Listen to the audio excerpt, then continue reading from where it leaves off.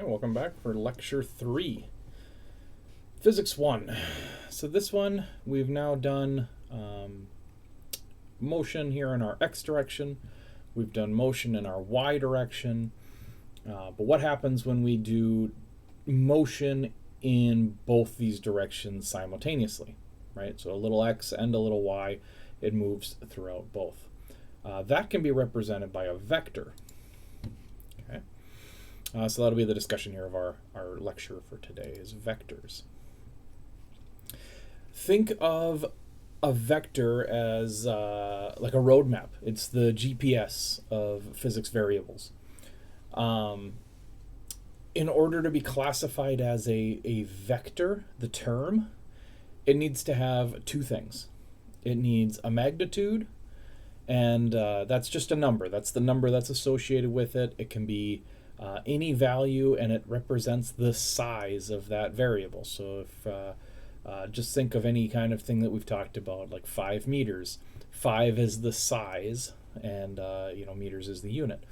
Or if you have a temperature, 120 degrees Fahrenheit, you have a number and you have a unit. The size is the number. Okay, so you also need units in here too. Don't get me wrong on this, but that's the size is what we call the magnitude. That's the first part. It needs a second part as well. It also needs a direction. So vectors must include information on where this vector is directed. Okay, so these are only things that work with directional basis. Okay, so I have a little table here kind of next to this, and it gives you a couple of ideas. Okay, so for instance, let's just go off the first one. A distance. Okay, you ran 5 meters. It has a magnitude, but it doesn't have any direction. You ran 5 meters where? There's no direction associated with it. It's a distance. It's 5 meters. But if you were to say you ran 5 meters to the left, now it is now a displacement. You've ran 5 meters to the left, or we've given it a negative 5 meters. You've given it a direction. Now it becomes a vector because you have included the direction along with that size. Okay, so another example here is speed. You're going 50 miles per hour. Doesn't matter where, 50 miles per hour. But if you travel 50 miles per hour south, you've given it a direction, and it goes from a speed to a velocity. You've given it a direction that you are headed. Remember the difference between distance and displacement, speed versus velocity, that they only go on your beginning and your end points. Okay, so it tells you the direction of travel that you have done this in. Another thing that doesn't have any direction is mass. Let's say you weigh 60 kilograms. It wouldn't make sense to say you weigh 60 kilograms south. It just doesn't make any sense to have a mass with a direction attached to it. Weight, on the other hand, weight is a little bit different. We're going to get into more of this in the later chapters, but weight is the vector part of mass. You have a mass and you give it a direction by multiplying it by an acceleration, and your weight pulls you down to the earth.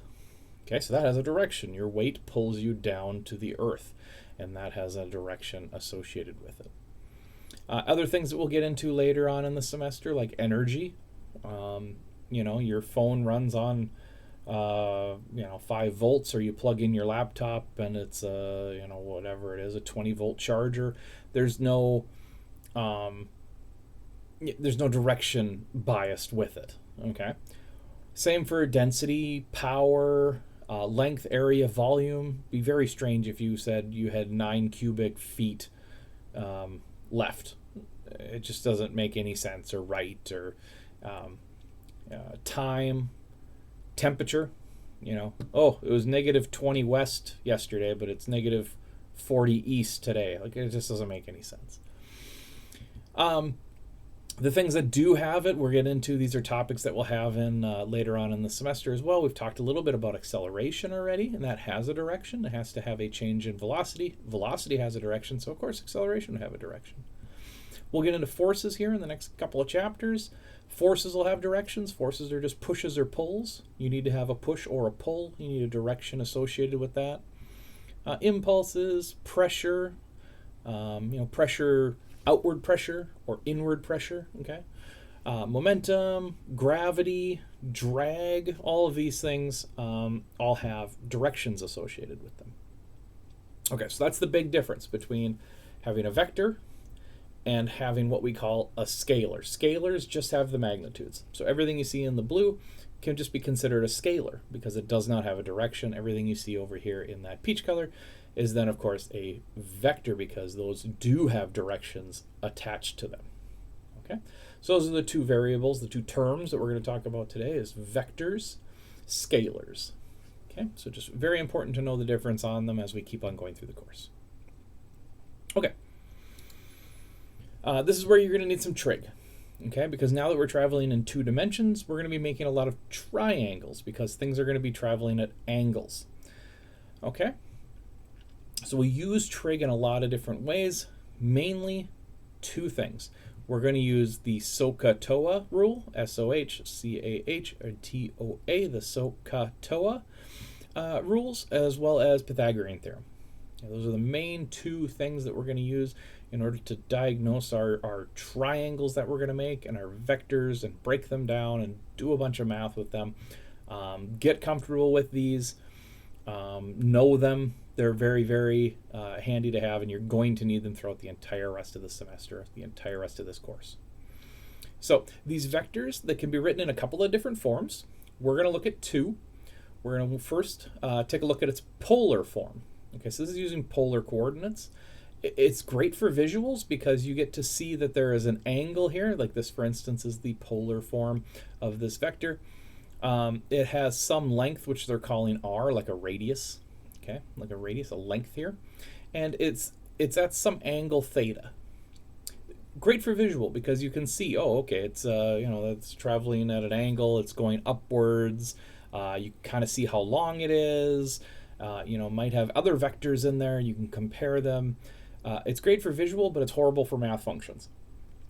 If all of a sudden you have more than one vector that you need to add together, or you're trying to figure out, this times this minus this.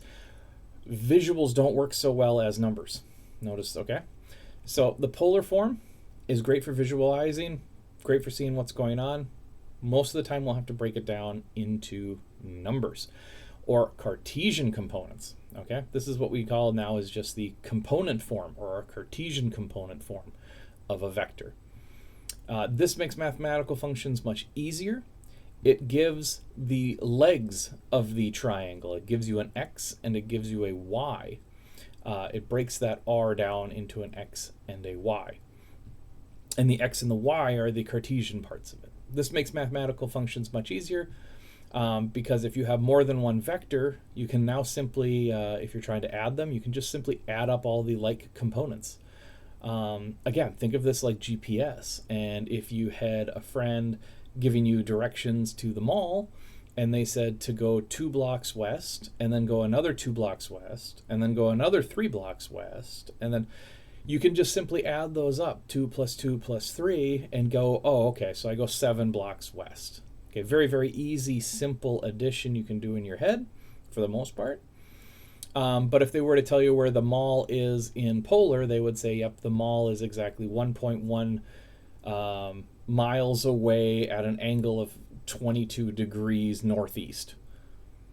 It would be awful to try and figure that out, right? Because there probably isn't a straight road that runs there, all right? So that's the 2 differences between the 2. This works very, very good for giving directions, is that you can go left, right, up, down. You can go east, west, north, south. The polar gives you a great idea of how close things are, okay? All right. Cartesian, yeah, can be a little bit more difficult to imagine. We're going to do a lot of drawings. We're going to do a lot of breaking them down, putting them back together. So hopefully when we're all done, you'll have a little better sense of vector components and what to do with them. Okay. If you're unfamiliar with SOHCAHTOA, SOH, S-O-H, stands for sine of the angle, or sine theta. And that is equal to the first letter O, which is the opposite. Okay, so the opposite means whatever is opposite of this angle. So for instance, here it's the red, right? So the angle is on this side of the triangle. Opposite would be the red side here, the red leg of the triangle. Same with here, it's the red leg. It is opposite of the angle, okay? The green in all of these cases is the hypotenuse. That's the H part of SOHCAHTOA here. And the H part stands for the hypotenuse. So it's telling you that the sine of the angle is equal to whatever the length of the opposite is over the length of the hypotenuse. And we'll be using these so much that it works. But you can see there's actually only three variables. You have an angle and you have two legs. Either the one leg, the other leg, or the hypotenuse. The opposite, the adjacent, or the hypotenuse. So whenever you need to solve these problems, two of those three things are going to be given to you, and then you solve out for the last one in order to figure it out and to continue along with the problem. Cosine, very, very similar. Cosine, however, has an A instead of an O, so that stands for the adjacent.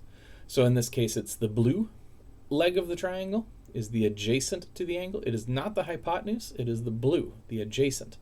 Okay, so if we put the angle up on top, you see again, it is the adjacent leg of the triangle. Green stays the hypotenuse. Tangent doesn't deal with the hypotenuse. Tangent is the opposite over the adjacent. So here it would be the opposite, the red, over the adjacent blue. Okay? So depending on what parts of the problem are given to you, right? If you're given both legs of the problem and you need to find out the angle, then you'd want to use tangent because you have these two. You have the opposite and the adjacent, and you're looking for the angle. If you're given the hypotenuse and the adjacent, and you're looking for the angle, okay, then you'd use cosine, okay, because that is what's given to you is the adjacent and the hypotenuse. You're looking for the angle. Let's say you're given the angle and you're looking for the hypotenuse, and you're given the opposite. So you have the angle, the opposite, but not the hypotenuse. Which one would you use? Okay. If you're following along, I hope you're saying sine, because that has two of the three things. We have the angle, we have the opposite, and I'm looking for the hypotenuse. Okay. You might have said tangent, but that doesn't have hypotenuse in it at all. So how am I going to solve for the hypotenuse when it's not in the equation? So we jump back in, we use these equations to figure out what we need to do and what we need to find. Okay, you'll always be given two out of the three things. You just have to work through which one to use in the proper order. And Pythagorean theorem, this is your typical a squared plus b squared equals c squared. That's usually how it's written in here. If you take a square root, you get rid of the square. So in here, if we're looking for the hypotenuse based on the two sides, and we don't have an angle, we can figure out what the hypotenuse is by just taking those two legs and squaring them underneath the square roots. We'd have x squared plus y squared underneath the square root. That would then give us the hypotenuse r in this case. There are other means of going about it where if you have these two legs, you could also use tangent to get the angle first and then use tangent and one of the legs to get the hypotenuse using strictly SOHCAHTOA. It's just extra steps. Pythagorean theorem works very, very well to get you a hypotenuse length. Okay, notice it doesn't give you an angle or anything, it just gives you the length of the hypotenuse or the size of that hypotenuse. Okay, so that should be your recap for trig. You'll be doing a lot of it. We'll be doing a lot of problems with it, so you'll get plenty of practice in. A couple more things on vectors. Vectors have equality. So if you have a vector, you're free to move that vector around in space, and it actually doesn't change anything about that vector. Because remember, a vector is simply just a size or a length of that vector and a direction. So you'll see here we have four vectors. They're all the same vector. They all have the same length. They're all traveling in the same direction. All four of these vectors are the exact same to each other. So you're free to pick up a vector and move it to a different place as long as you do not change its length and you do not change its direction. You're able to go ahead and freely move those vectors around, which is good when you have to do addition. To do addition of more than one vector, you want to pick up your vectors and you want to place them in an orientation that we call tip to tail. Okay, so for instance here, we're looking at a plus b, vector a plus vector b. So here's our vector A. Our vector A runs horizontal down on the ground. It starts from the tail and it goes towards the tip. That's the direction of travel, right? You're directing the travel this way. So it starts here and it stretches out to this point here at the end of A. Now, if you want to add B, you must first complete A, then start B. So that's why B has the tail at the tip of A. Okay, so it's like directions. Travel this much in the A direction, then travel this much in the B direction. Okay, so we do them tip to tail. We have vector A, then vector B. Okay, and if we take those two and we add them up, this is equivalent to a vector which we're going to call R, the resultant vector, of where you began to where you finished. Okay, so if you took this route, A plus B, you are a vector R away from your beginning point to your end point. That's what we call the resultant vector. So adding up two vectors. You could do this with a lot of vectors. We can have A plus B plus C plus D. Just put them in order. We do A first, then we do B, then we do C, then we do D. And if we add them all up, we will go from where we started to where we ended. So the beginning of A, the end of D. A plus B plus C plus D. It's just like directions. We're doing directions as we go around. Okay, so hopefully that makes okay sense. How about a subtraction? Well, if you flip the direction of a vector, that vector becomes negative. So if you have to do a subtraction like A minus B, just do A plus a negative B. Flip the direction of B. So here A would still remain the same. Okay, vector A would remain the same, but we would flip the direction of B. Okay, so that B would have to be redrawn down here. Okay, and I don't have it redrawn. It wasn't available in my resource I grabbed this from. But we would redraw B. Instead of facing up, it would flip over. It would start at the tip of A, and it would travel downward and to the left. Okay, and that would then give you a different R. You can see how that would be a very different resultant vector if we did A minus B instead of A plus B. Okay, I'll do some examples of this, though, obviously. When we get to the example section, you'll see what I mean by flipping the vector. How about multiplication? Okay, well, we can multiply vectors, but not quite in the way that you think. Instead, we multiply by scalars. We can do this by making them larger, or if we wanted to do a division, we would just make them smaller by multiplying them by a fraction. So if we have a vector A, and we need something that is 3 times as long, we simply do 3A, and we just put A times A times A. Okay, so we get A. This is the same length as 3 A's. So that vector would be considered 3A. Okay, 3 times A. If we wanted to make it smaller, we would just take a half an A. For instance, we could do 1/2 A or 0.5A. And then that has jumped down and it would be half the length of an A vector. Okay. This is where we get into unit vectors. So a unit vector is always equal to 1. Unit vectors, we use scalars and those vectors to represent magnitudes and directions for all sorts of various terms. So it's the same style that we've been talking about, but we do it a little bit different, and I'm going to show you how. If we have a vector A, okay, and it's traveling up here at some angle theta, and we have some vector A, we can break this thing down from its polar to its Cartesian, an AX and an AY, using SOHCAHTOA. We can find out what the adjacent is, and we can find out what the opposite is using SOHCAHTOA. Okay, so we'd have an AX portion and an AY portion, because you see we break it up into the x-axis and the y-axis. So we went from polar to Cartesian. This here depends on which coordinate you're in, whether or not these numbers have positives or negatives. Okay, so right now we are traveling to the right along the x-axis, so AX would be positive. AX points right and is positive. AY points upward, okay? If AY points upward, it is positive, okay? So in this one, they're both positive numbers. If you can see here, if AX points to the left, that means we're traveling in the negative direction. Similarly, you can go to all these quadrants and get their components. That anything in the lower quadrant on the left side, AX points left, so of course that's negative. AY points downward, so of course that's negative. So we have a negative negative coming down this way. I think this one's pretty self-explanatory for just the quadrants of the graph on what your numbers are going to be. So since these are our sizes of this vector, and they travel in the direction x and the direction y, we can give those what we call unit vectors. So here's what we scientifically use for unit vectors. It is the x, y, and z axis.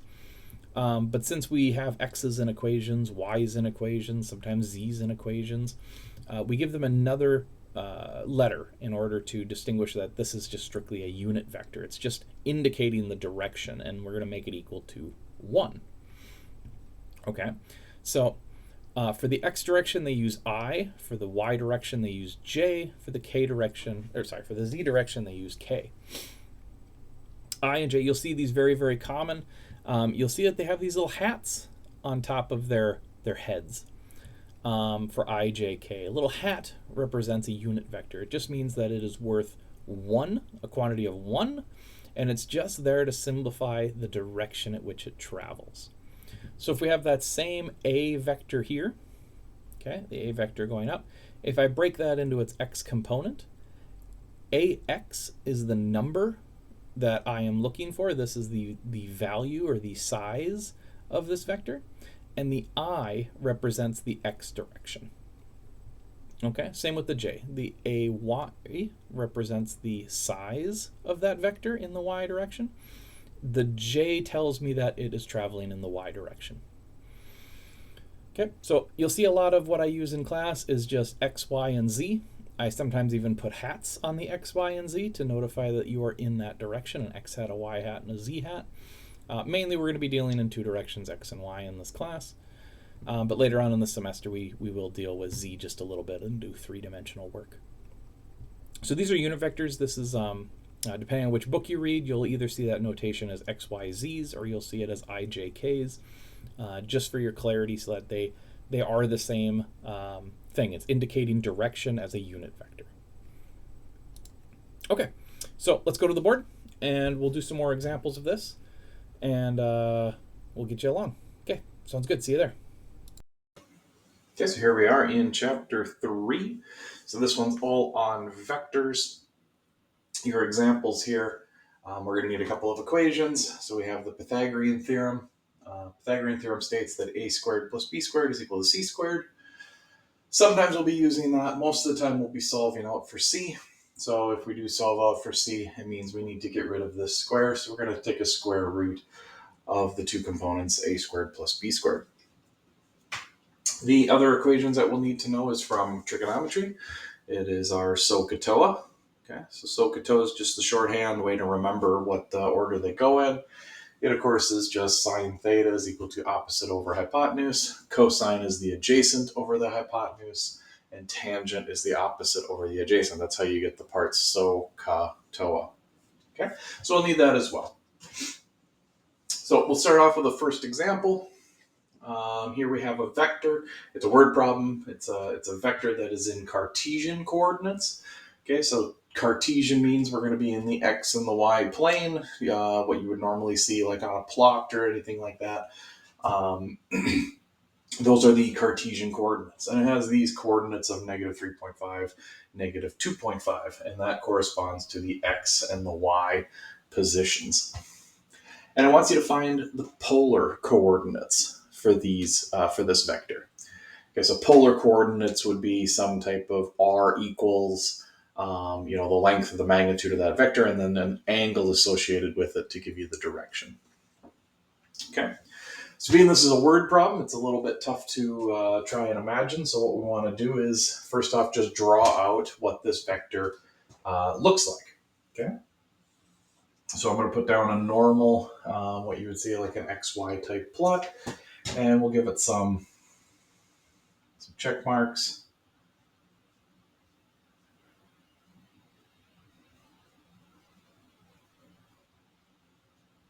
I could have made those a little bigger, but that's all right.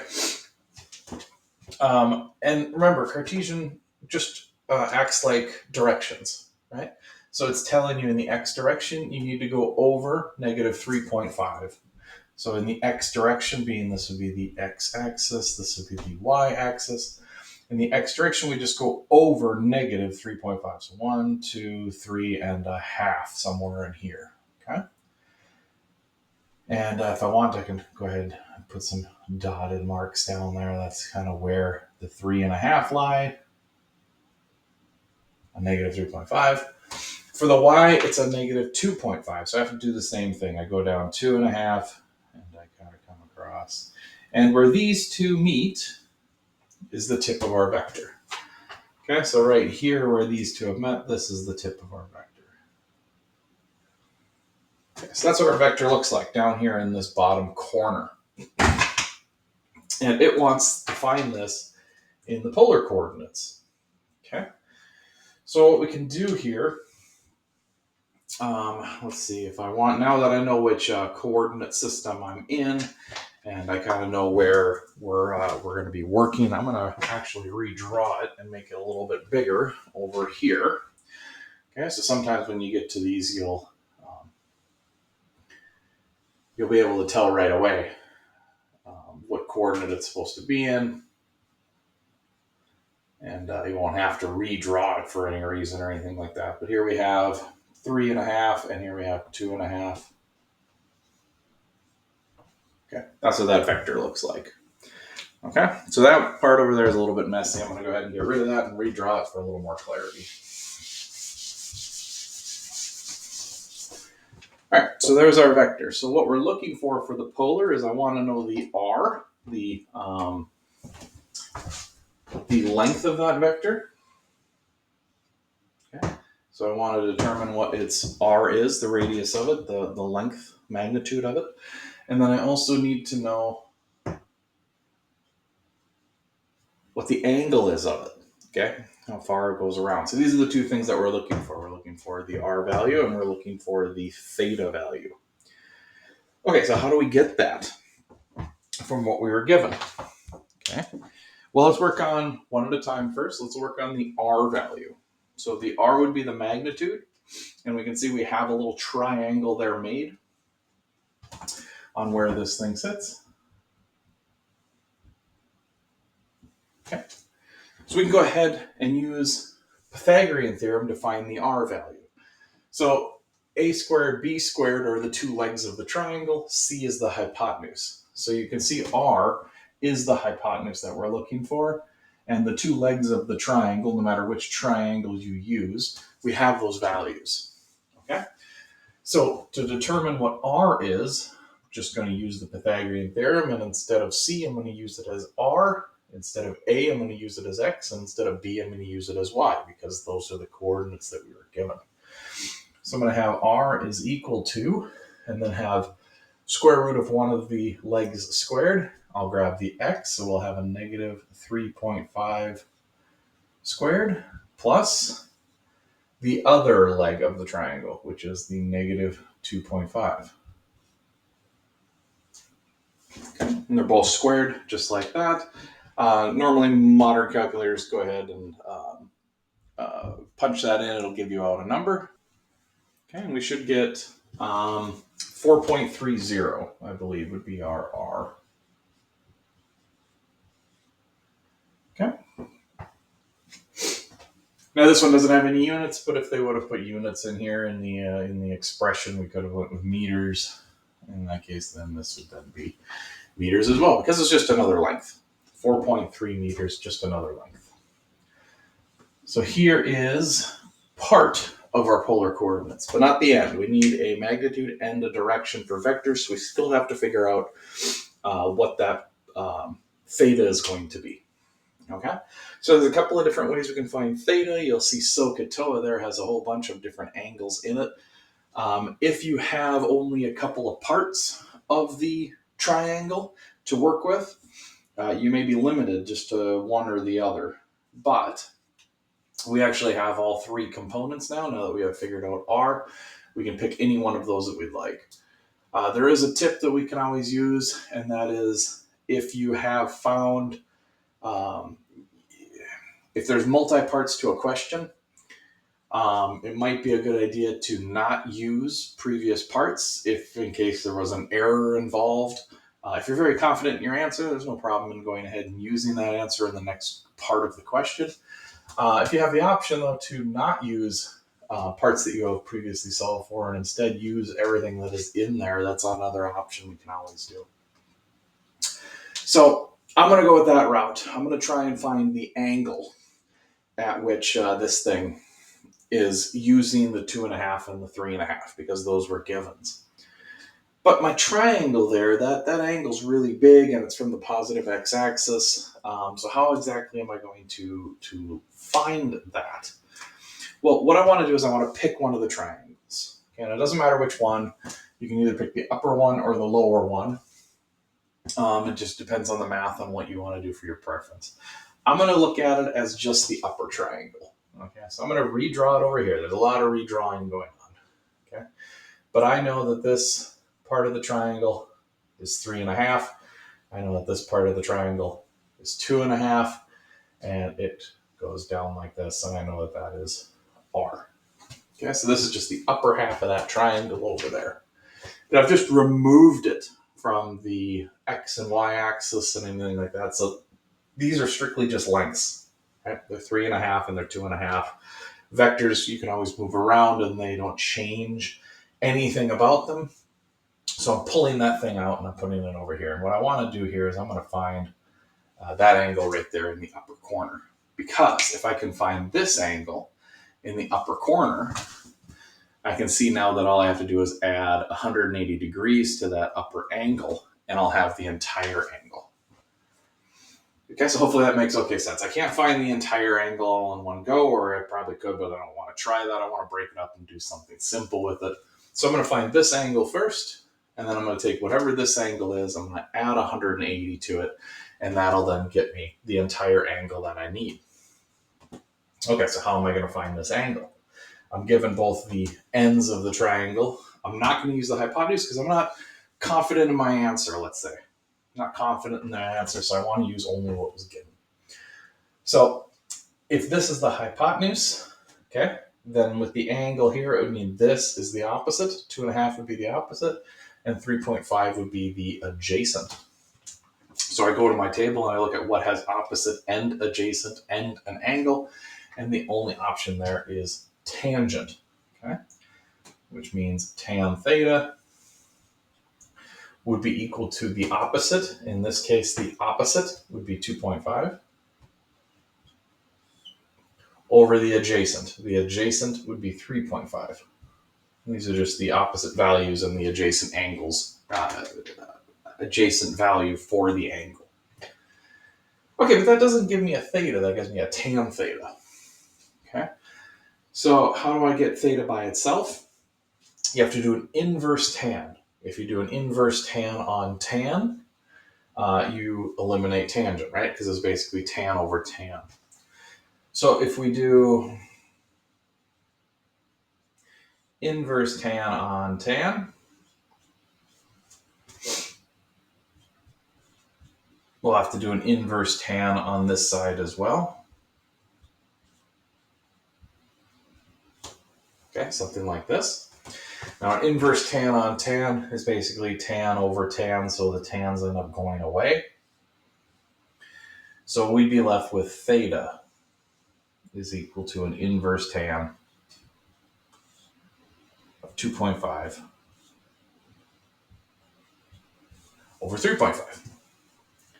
Okay, so that we plug into our calculators, and that will give us an answer for theta. Now, you got to make sure your calculators are in degree mode if you want degrees. You make sure they're in radian mode if you want radians. In our case, I'm working with degrees, so I want to go ahead and make sure that that's in degree mode. You might have to look into your calculator's specs in order to find that. Okay, so this should give you a 36 degree. Okay, and we can see that it's obviously not 36 degrees. We have still to add our 180 to it in order to make that, that total angle there work, okay? To go from all the way from positive x, this is how they're traditionally written, from positive x all the way over to whatever our vector is located in. So our true theta would be 36 plus 180, okay? So that should give you 216. So we would write theta is equal to 216 degrees, so just 36 plus 180, 216 degrees from positive x. Okay, so that's usually how they're going to be written. You're going to see that quite a bit, that it'll be from the positive x-axis. You could also write this in a couple of different ways if you wanted to, just to make things simpler or just to expand your vocab on this.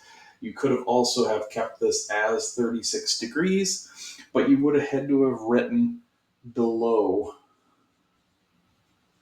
negative x. Okay, because that would tell you here's the negative x-axis. It's 36 degrees below the negative x-axis. Okay, there are other ways of writing this as well, which are also correct. You could have solved for this angle in here on the other part of the triangle. If you would have solved for this angle here, you would have said probably, on the y-axis, you would have had a different number, obviously. So there's lots of different ways of writing this. You just have to give it a degree and a direction. Okay, it has to give a direction somehow. It's some degrees from something. So here we have our magnitude for our vector, and here we have our direction. It tells us it's 216 degrees from positive x, or it's 36 degrees below negative x. Okay, both of which I'll accept for answers. Those are just fine. Okay, let's try another example. Okay, so example 2 here. We're going to try and add up a couple of vectors. So it says add vectors a and b. So you can denote that they're a vector in your book if they have the little arrows above them. That means that they are a vector that is expressed by an arrow. It wants you to express the sum in both component form and in polar form. Okay, so we're going to have two answers for this one. We want it in component form, which is going to be kind of like what is written in here. And then we want it in polar form, which would be like what we did in the last example. Okay, so we'll start with component form, being that's what's there. It gives us the two vectors. We have vector A, which is equal to 2i. So I hat means that it's in the x direction, plus 2j hat being the y direction. And then it's given in meters, so it's just a distance. B here, very similar. We have 2i hat, meaning that it's in the x, minus 4j, which would be in the y direction. And that's also in meters. Okay, so if we go ahead and we add these together, what we do is we take a plus b. Now it's easy when they're in component form already. So if we have a plus b, okay, we take the components of a that are like the components of b and we add them together. So here we are going 2 in the I direction, in the I hat direction. And this one, we also have 2 in the I hat direction. So we'd have 2 plus 2. This would give us 4 I hat. Okay. And then we do the same for the j's. And if there were k's present, we would do the same for the k's. So here we have 2j plus a negative 4j.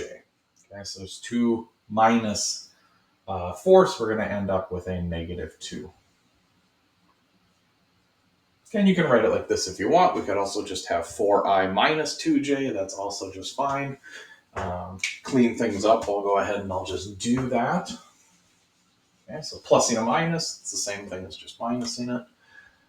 And this is in meters. And there's actually it written in component form. That's component form. Okay, it's given as like directions. What does this thing look like? We would need to know that for the polar form, right? So we want to take a look at what we can do for polar. Okay. If we have A, I'm going to write A over here. What does A look like, right? So it says you go 2 in the X and 2 in the Y. So if we had a cross, and I went 1, 2 in the x, and I went 1, 2 in the y, A looks like this. Okay, it's heading up in that way. Positive 2, it's heading upward. Okay. What does B look like? All right, well, B says we need to go 2 in the x, 1, 2. But we need to go -4, 1, 2, 3, 4, in the y direction. Okay, so B looks something like this. Okay, we go 2 over positive and we go down 4 negative. So B looks like this. So when we're adding A plus B, what we're doing is we're combining them tip to tail. So I take component A, right? I'll do it up here so I got a little more room, I guess. I'll take the vector A.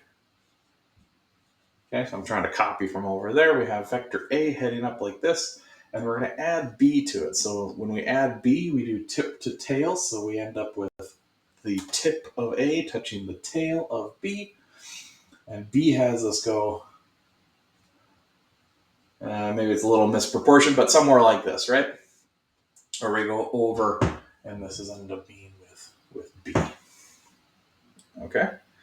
And so our resulting vector should be something that connects here to here. This should be A plus B. Okay, which is what we got for our answer there. So roughly does go over 4, if you're kind of looking like it, and it goes down a little bit, about half of what it goes over, which is 2. Okay, so the visual representation matches pretty well. Okay, so if we were now trying to find the polar form of A plus B, it means I need to figure out what the magnitude is of A plus B. Okay? So you might jump in and go, well, we could use Pythagorean theorem. We could do A squared plus B squared. But that's not where we want to go with this, because A has multiple components, B has multiple components, and we don't have the magnitudes of A and B.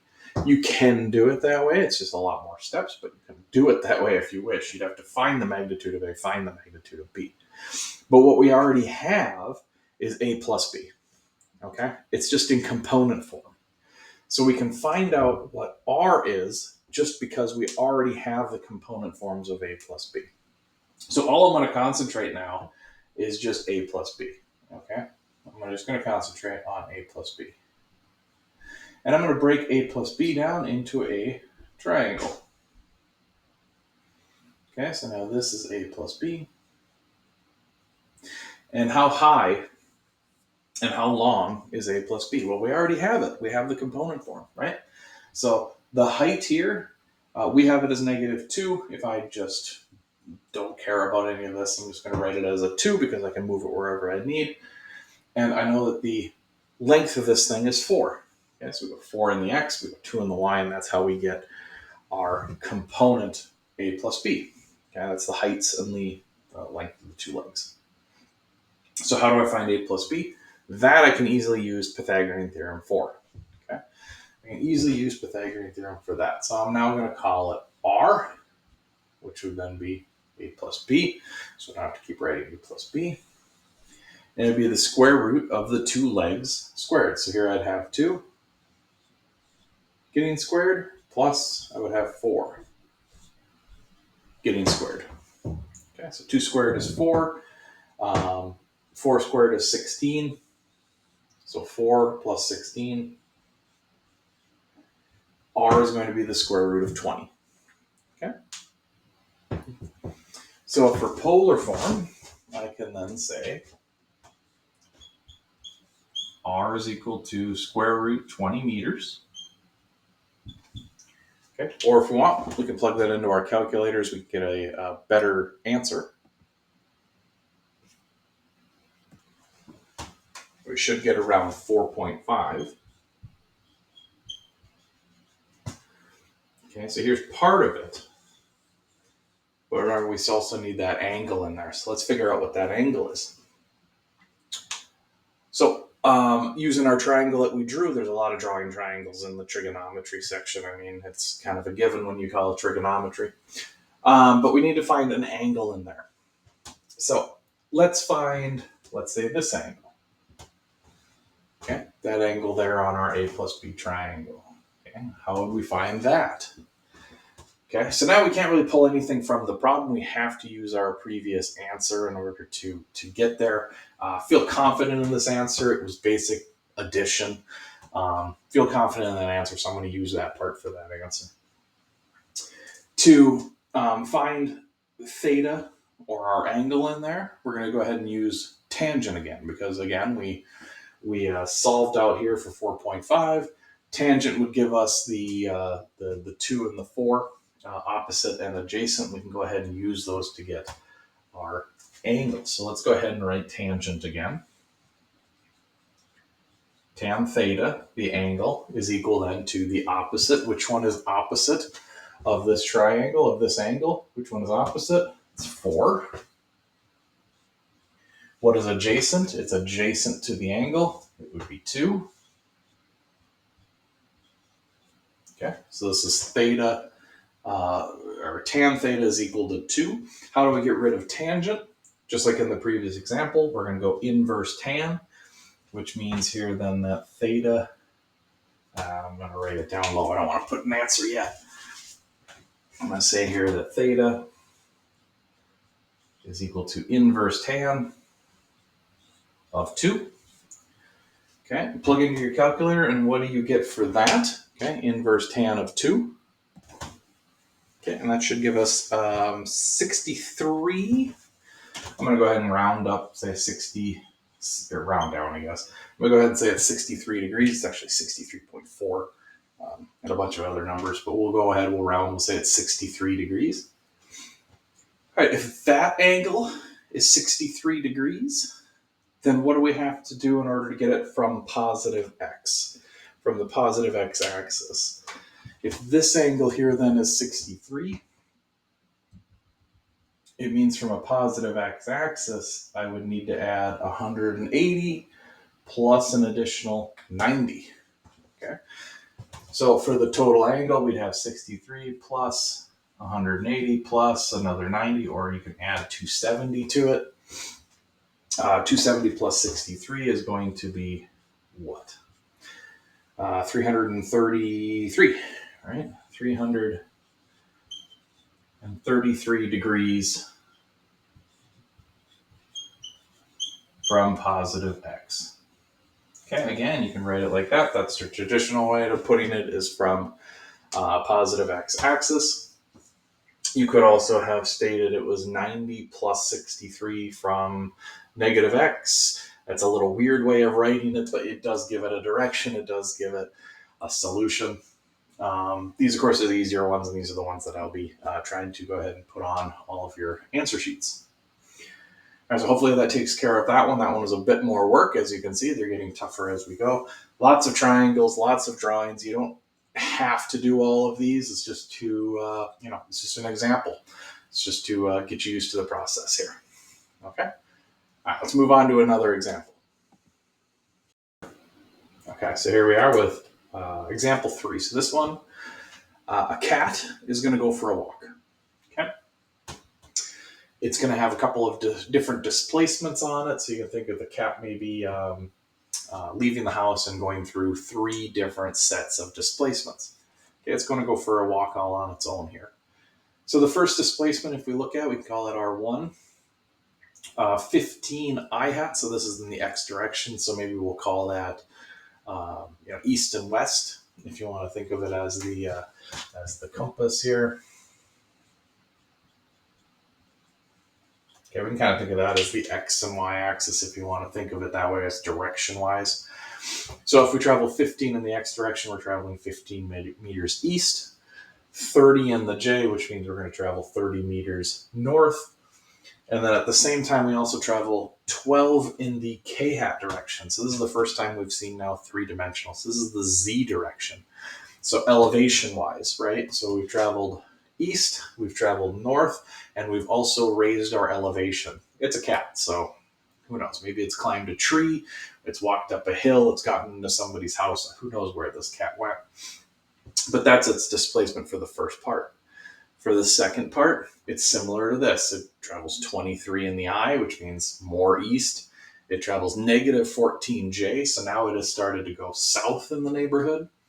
And it's gone down 5 in the k, so minus 5k hat, which means it's climbed partially out of this tree, or it's gone down a little bit of a hill. It's changed the elevation, okay? It's z direction.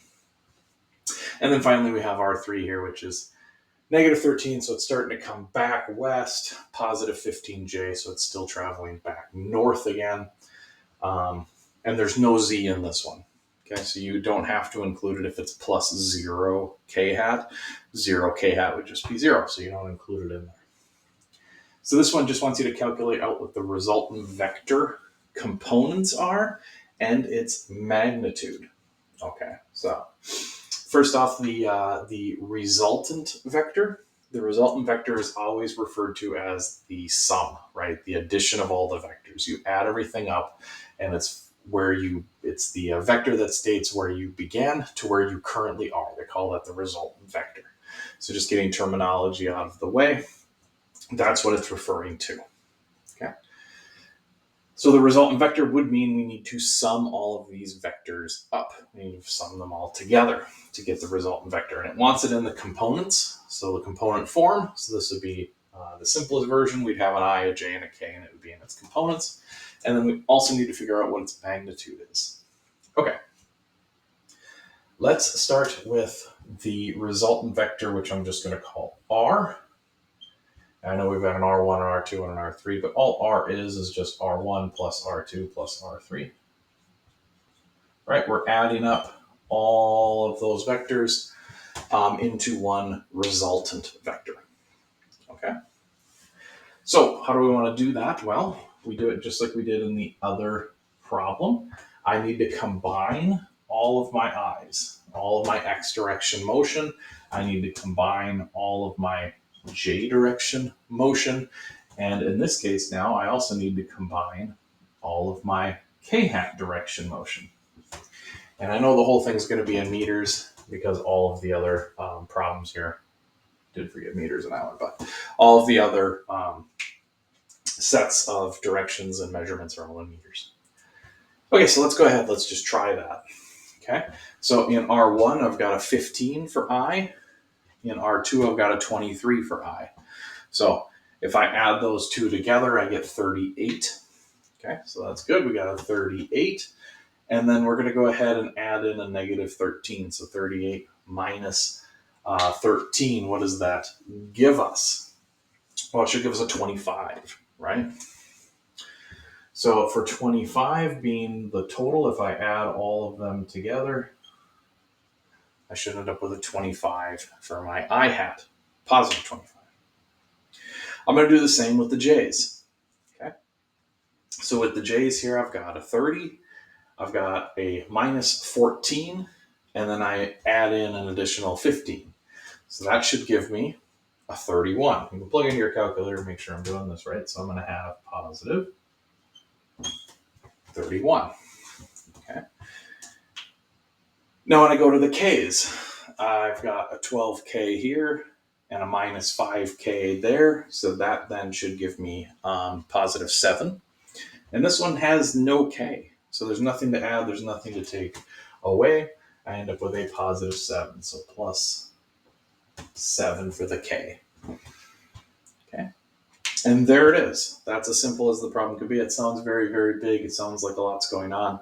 Some of these are quite simple. We just add them up. It's just straight addition. 25i, 31j, 7k is going to be our answer there for the resultant vector in its component. Now it wants its magnitude. Okay. So a lot of times you'll see magnitude denoted with these straight lines, like absolute value sign. That would be standing for the magnitude of that vector. Okay, so you'll see that sometimes in the text as well. Magnitude of the vector is the straight lines. Well, how do we normally find the magnitude? We know we could draw this out. It'd be a little hard to draw though in 3 dimensions. But this is just a vector, just like examples 1 and 2. It'll be an arrow pointing in some direction. And now we're just in 3 dimensions. So normally we would take the 2 legs of the triangle and we'd use Pythagorean theorem for it. Well, the beauty of Pythagorean is it doesn't matter if there's 2 legs, 3 legs, 8 legs, 10 legs, doesn't matter. Okay, for our 4-legged friend here, our cat, it has 3 legs of the triangle, because now we're in 3 dimensions. It has an x component, a y component, and a z component. We run it the exact same way. Okay, so get on down here. We take our 3 legs, square them, put them under a square root. So we're going to have 25 squared, that's our x component, plus we would have 31 squared, that's our y component, and we just keep going with a 7 squared as our z component.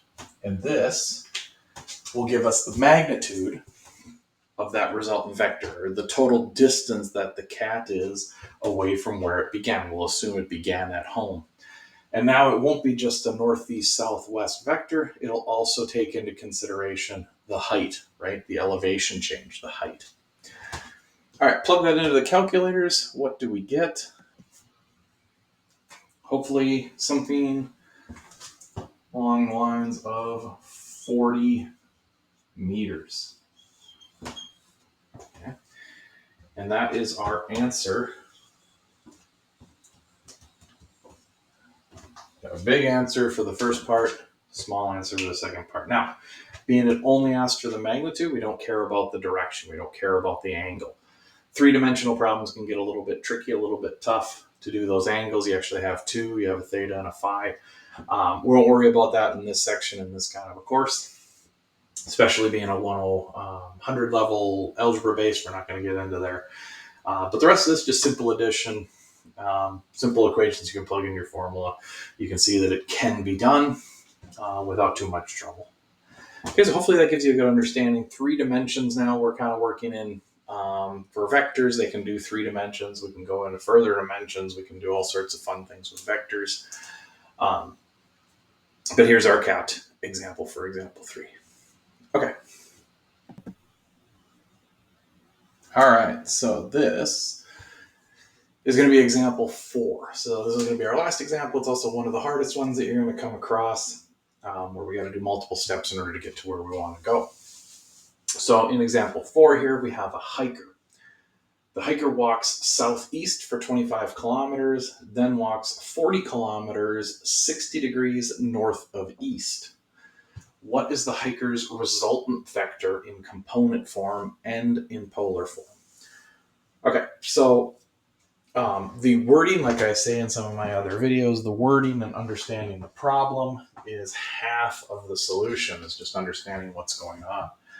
So let's put up our compass, being we have north, east, south, and west here in our problem, and kind of do a little idea on what exactly is going on here. So for the first part, a hiker walks southeast for 25 kilometers. Well, what direction is southeast? It means you're going both south and east. And if it's just southeast, it means that it's an equal portion south and east, which means for the first part of the trip, the hiker is walking south and east. Okay. For about 25 kilometers. I should draw this on the other side here. This would make a lot more sense, and I'd have more room. Let me jump on over there. Sometimes you run out of paper and you just got to start over again. Thankfully, I have a whiteboard, so I can just erase it and start over. So let's go over here. Let's say that this here is true east, and we have north and south here. And if they're going to walk southeast, it means they're walking southeast for 25 kilometers. Okay. Being that it's completely half south and half east, from that I know that this must be exactly half of that 90-degree angle. So I know that this is a 45-degree angle that they are walking in for 25 kilometers. Then they walk for 40 kilometers, 60 degrees north of east. Okay, so where is north of east? Well, you start off east, and you're going to angle towards the north. Okay, so north of east would be 60 degrees north of east. Okay, so hopefully that makes okay sense. You'll have some of these direction problems. You'll run into these occasionally. Just really work through the vocab and kind of what it's stating, right? So if it's southeast, it means it's half south, half east. It's at 45 degrees between the two. If it's a specific number or a degree north of east or north of west or south of east or south of west or anything like that, the degree tells you how far off it is from the direction of interest, and it tells you which direction it is off by. So 60 degrees north of perfect east, okay, is how they're interpreted. So here we've got our 25. That's heading down south, southeast. Now we need to add in our 60 degrees north of east, and it's 40 kilometers, so it's actually a bit longer. But that would look something like that because, again, this is 60 degrees north of east, and this one here is 40 kilometers. Okay, so hopefully that makes okay sense, right? That they're heading down southeast, then they turn and they head up north. Sometimes you're on hiking, you got to take the trail that's there, so there's no straight path, right? In here, it wants to know what is the hiker's resultant vector in component form and in polar form, which means I need to know from the starting point to the end point, what is that resultant vector? Okay, so what is r here? Okay, is what they're wondering. What is r? How far are you away? Well, trying to add these two vectors together, because we know that this is vector 1 plus vector 2, is going to be quite tough because it's not 25 plus 40 and then 45 plus 60. That's not how you can do those. You need to have it in component form in order to be able to add those numbers together. Okay? So having them in polar makes it tough to add. We need to convert these vectors into component form, and then we can add in the two vectors, because then it's just simple addition. You just add all the i's, you add all the j's, and you've got your resultant vector. It's the easy way of doing it. So what we need to do is break those two vectors down into their component form so that we can easily add them. Okay. So let's start off with that first one. Okay. So that first one is 25 kilometers, and I know that the angle here is 45 degrees. Okay, so that's that first leg. It's 45 degrees at 25 kilometers. Now, I need to figure out what its the x component is, or the I hat direction. I need to figure out what this part is. I need to figure out what this part is, the x and the y portions of this, right? Or the east-west, north-south portions, whatever you want to call them. So how am I going to do that? Well, we do this problem is actually the opposite of what we've done on previous problems, right? We usually went from component form into polar. Now we're going from polar into coordinates. We're going backward. So if we have an angle and we have one of the numbers, we can find these numbers by using SOHCAHTOA. Okay, so let's start with x. Let's try and find the x component. I notice that the x is adjacent the angle, right? It's adjacent the angle. And I have the hypotenuse. So I have the angle, I have the hypotenuse, and I'm looking for the adjacent. So which one of SOHCAHTOA would I use? I look to see which has those, and that goes into cosine. So cosine theta, which I have, is equal to the adjacent, which is what I'm looking for, divided by the hypotenuse. Okay? So we'll go to x. We'll see what this does here. So if I do cosine, I'll have cosine of the angle, 45, is equal to the adjacent. The adjacent is x over the hypotenuse, which is 25. Okay, so how do I get x by itself? Well, I can multiply both sides by 25, and that'll give me x by itself. And then I can solve for x.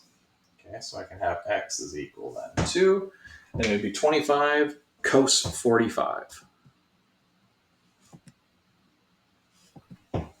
It should give us 17.7. And being everything else was in kilometers, we'll go ahead and just keep that in kilometers. Okay, that takes care of the x. Similarly, I have to do something for the y. So with the y, this is the opposite. And I also still have the hypotenuse and I have the angle. So all that's changed now, instead of the adjacent, is I'm looking for the opposite. That would mean I would need to use sine.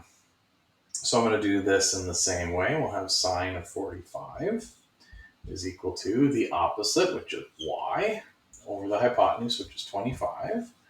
And I'm going to have to do the same thing, multiply 25 on both sides. That'll get rid of the 25 in the denominator, and we'll just be left with y. So if I plug in and do 25 sine of 45, I'm going to get the exact same 17.7. Okay, they're the exact same in this case because it's a 45-degree angle. That 45-degree angle splits south and east, x and y. It splits it exactly in half. It's exactly halfway between. So anytime you do sine or cosine of 45, you will get the same answer for both. Okay. So I've got the I've got the Cartesian for the first section. Let's call that R1. Okay. The first part of the trip is the 25-kilometer trip. Now, in the x direction, I can write that in Cartesian form as 17.7 I hat. And let's see, so the x is going in the positive x direction. The y, however, you got to be careful on these because the y, even though our number is positive, it's traveling in the negative y direction. It's going down, it's going south. So I'm going to say minus 17.7 j. Okay. So we go, think of them as directions, GPS coordinates. You're going to go over in the I direction. You're going over in the X direction. You're going over in the East direction. They're all the same direction, however you want to call it, right? Whatever you want to call it there. They're all going in that direction. Then our Y goes down. So negative J, negative Y, you're traveling south. Those are all the same things in this problem. Okay. So I'll leave it like that.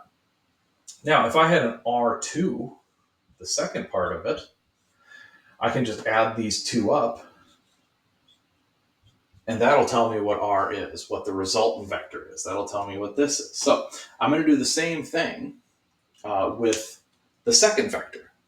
Okay. So now that I've got the numbers written down there for the first vector, I'm going to do the same thing.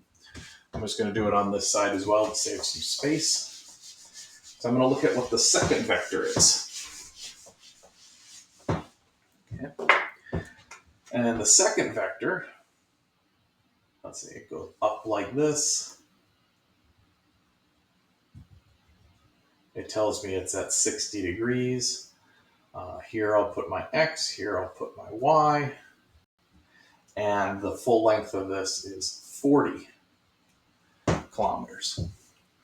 All right, so now we treat it the same way. We're just going to break this vector down too. And it's a great habit to get in. You can't do a whole lot when they're in polar form, so you're going to get a lot of homework problems, a lot of test problems, where you're given the vector in polar and you need to break it down into its components.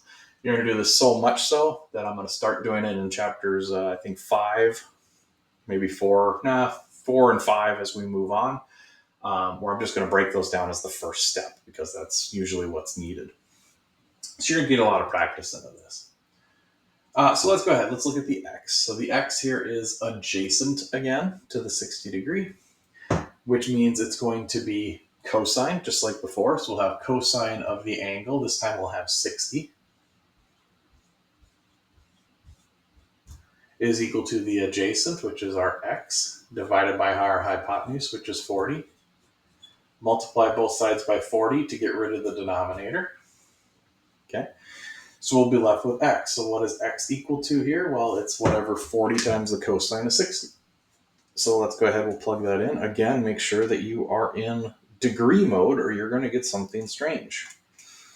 The calculator has to be set into degrees. The cosine of 60 is just equal to a half, so this ends up being 20 kilometers for the x. Okay. And we'll do likewise for the y. Now, can I just assume that it's 20 kilometers? No, it's not a 45-degree angle. If there's ever any question, always just do it out to solve for the y. So it's not going to be 20 because this angle is not 45, so we have to calculate it. So the y would be opposite of the 60. Okay, so opposite of the 60 is going to lead me to sine. So I'll write the same thing. I will have sine of the angle 60 is equal to y over the hypotenuse, which was 40. Being that's divided by 40, let's just multiply by 40, get rid of this, and now we can solve for y. And you can see when you plug in 40 sine of 60, what do we get? 40 sine of 60.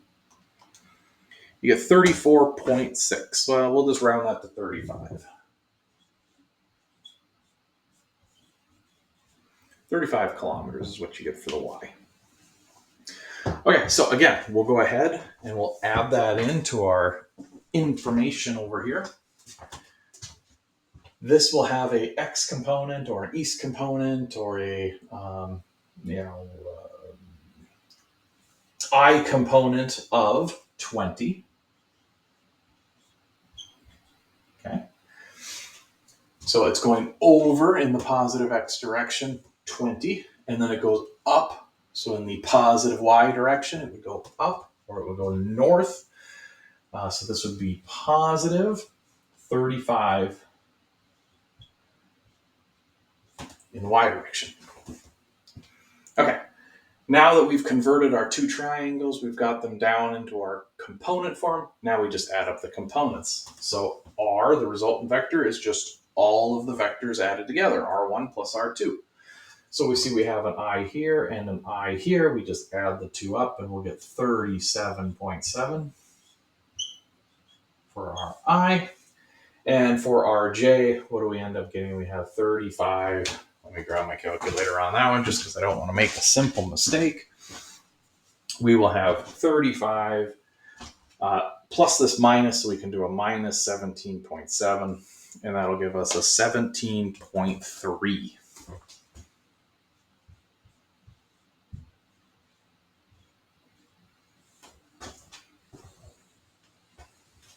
Okay, so that's our resultant there, 37.7 plus 17.3j.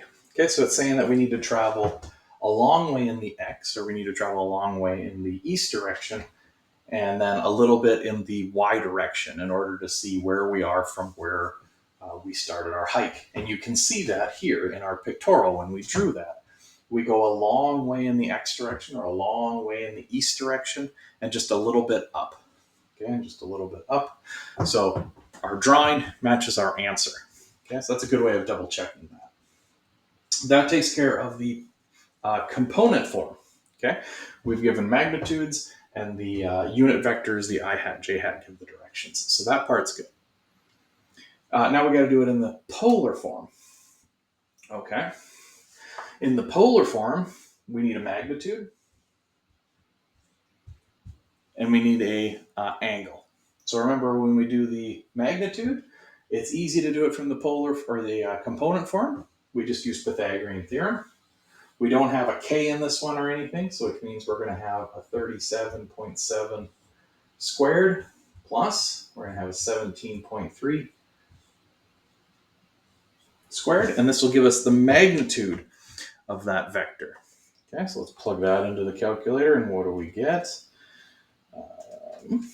Bear with me.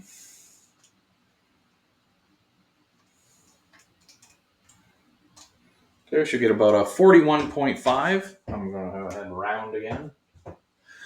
41.5. And just like everything else, this is in kilometers. So there's our magnitude there. This should have had a unit attached as well as kilometers. So there's our magnitude. The last thing we need is to figure out our direction of that, right? We need to have an angle associated with that. All right, so how do we find the angle? Well, we need another triangle. The resultant vector looks like this. Okay, just like our R value over there, our resultant vector looks like this. And I know the components, 37.7 and 17.3, because it's from the component side. So how do I find this angle? Tangent again. Yes, we're going to use tangent. I have tan of the angle is equal to the opposite, 17.3, divided by 37.7. How do I find the angle by itself? I do an inverse tan.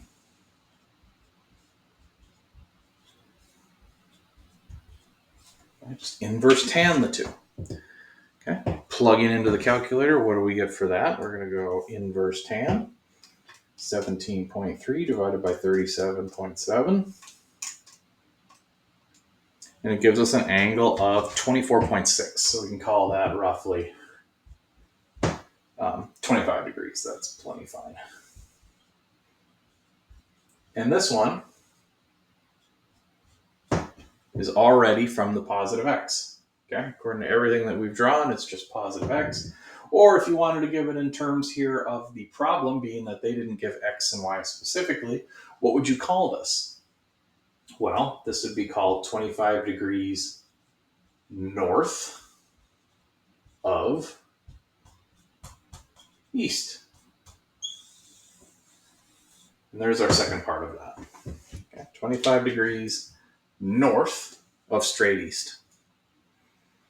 All right, so that's probably one of the harder ones that you're going to have on there, breaking up vectors, putting them all back together again, using Cartesian and polar, solving for everything, adding them, degrees, directions. That's probably gives you a good example of everything you're going to run across as far as the trigonometry goes in this course. Okay, so hopefully that one made sense. You'll have a few more to do on your homeworks. Okay.